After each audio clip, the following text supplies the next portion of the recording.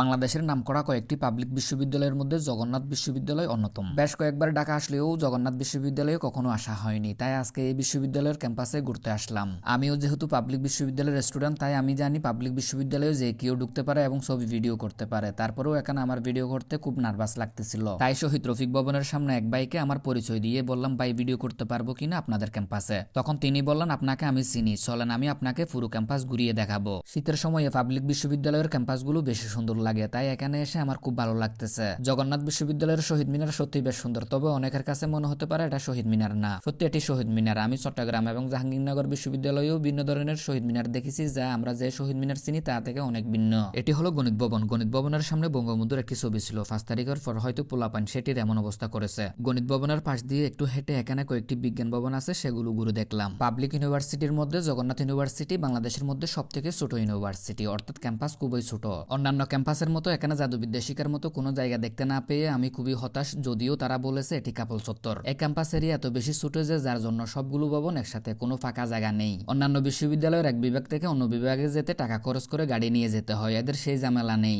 জগন্নাথের ছেলেদের কোনো হল নেই এবং মেয়েদের হল আছে মাত্র একটি, এবং এই ক্যাম্পাসের কোনো খেলার মাঠও নেই। এই ক্যাম্পাসের ক্যাফেটেরিয়া ঘুরে দেখলাম, মসজিদের পাশ দিয়ে ঘুরে সমাজবিজ্ঞান অনুষদ দেখলাম, 24 জুলাই শহীদ হওয়া আমার বাড়ির পাশের বন্ধু ওয়াসিমের ছবি দেখলাম। সবকিছু মিলিয়ে এই ক্যাম্পাস আমার খুব ভালো লেগেছে।